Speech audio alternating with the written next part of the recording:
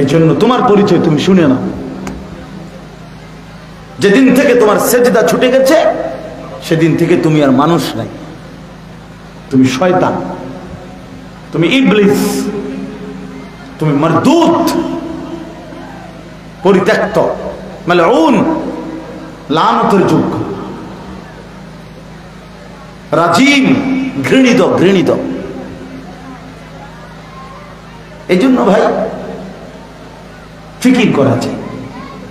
তুমি একটা মুসলমানের ঘরে জন্ম নিছ, তোমার মা মুসলমান, বাবা মুসলমান, তোমার পরিচয় মুসলমান, তুমি কেন নামাজ পড়বা না? তুমি কেন আল্লাহর কোরআন পড়তে পারো না? আমরা কেন পারবো না? আমাদের ধর্ম যদি আমাদের কাছে পছন্দ না হয়, আমাদের নবীর সুন্নাত, আমাদের নবীর তরিকা যদি আমাদের কাছে ভালো না লাগে, তো সেটা গ্রহণ করবে কে? তাই সেটা কে গ্রহণ করবে? 23 বছরে নবীর এত চোখের পানি নবী ফেললেন, তায়েফে এত পরিমাণ পাথরের আঘাত সইলেন, এত রক্ত ঝরালেন, বিনিময়ে আপন উম্মত নবীকে আজকে প্রত্যাখ্যান করছে। কি পরিমাণ কষ্ট পাবেন নবীজি? কোরআন কারীমের মধ্যে আছে, فكيف إذا جئنا من كل أمة بشهيد وجئنا بك على هؤلاء شهيدا। রব্বুল আলামিন বলেন, বন্ধু, কিয়ামতের ময়দানে প্রত্যেক নবীকে সামনে রেখে ওই উম্মতের আমলনামা খোলা হবে। আপনি বন্ধুকেও সামনে রেখে আপনার উম্মতের আমলনামা আপনার সামনেই একটা একটা করে খোলা হবে। আল্লাহর নবী সামনে থাকবেন, আপনার আমার আমলনামা যখন খুলবে, আমলনামা খুললে যখন নবীজি দেখবেন উম্মতের আমলনামার মধ্যে কোনো সেজদা নাই,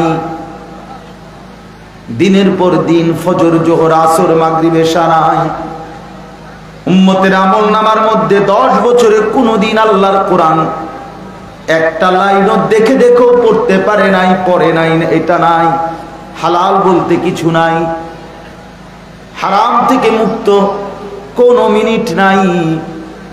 আল্লাহর নবী চোখের পানি ফেলে বলবে, উম্মত, এটা কেমন আমলনামা আমারে দেখাইলা?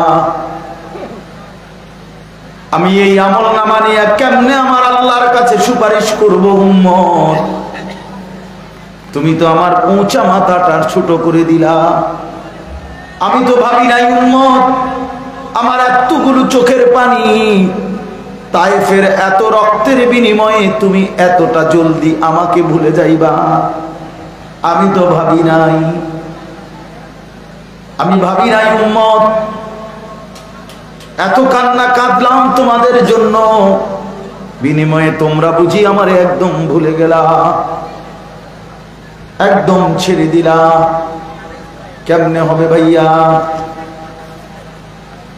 এই জন্য তাফসীরের মধ্যে আছে, এই আয়াত যখন নাজিল, আল্লাহর নবী শুনছেন, হযরত আব্দুল্লাহ ইবনে মাসউদ এক সাহাবী জবানে নবীজি শুনতেছিলেন, নবীজি পড়ছেন আগে, তো আবার সাহাবী যখন নবীজিকে শুনাইছেন, তো ওই সাহাবী বলেন, আমি প্রথম মাথা নিচের দিকে নিয়ে আল্লাহর কোরআন শোনাচ্ছিলাম, যখন এই আয়াতের মধ্যে আসছে তখন নবীজি বললেন, হাসবুকা আল-আন, এখন থামো।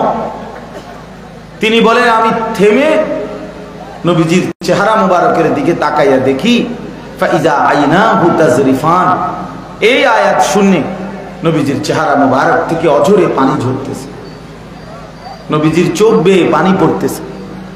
মুহাদ্দিসিনে কেরাম লেখে, নবী তখন ভাবতেছিলেন, হায়, আমার সামনে আমার উম্মতের আমলনামা খুলবে, আর আমি যদি দেখি পৃষ্ঠার পর পৃষ্ঠা গুনাহ, নাফরমানি, আমার উম্মতের জন্য আমি কেমনে সুপারিশ করি?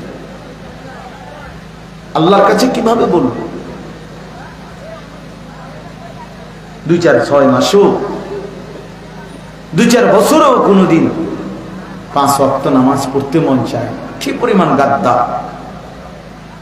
একটা চা দোকানদারি করে, সামান্য একটা চা বেচে, সামান্য একটু বিস্কিট বেচে, এই নাফরমানেও আপনার এক ওয়াক্ত নামাজ পড়ে না, চা বেচতে বেচতে আল্লাহরে বলে গেছে।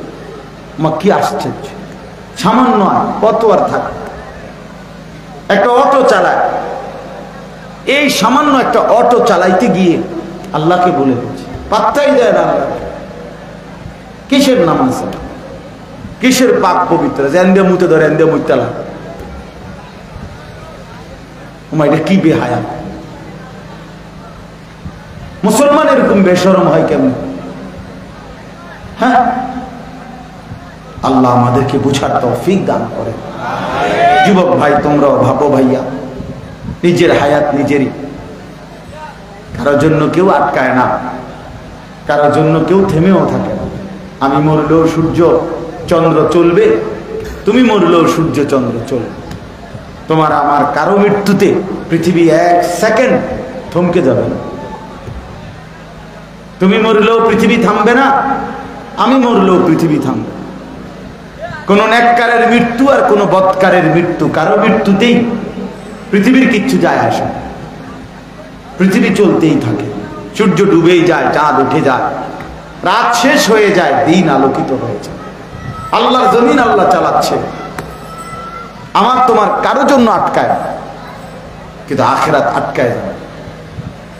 আখেরাতে যদি একবার সুখ মিলে, সেই সুখ আর কোনোদিন শেষ হবে না। আখেরাতে যদি একবার দুঃখ মিলে, খোদার কসম, সেই দুঃখ আর কোনোদিন ঘুচবে না। ইন্নাল মুজরিমিনা ফি আযাবি জাহান্নাম খালিদুন।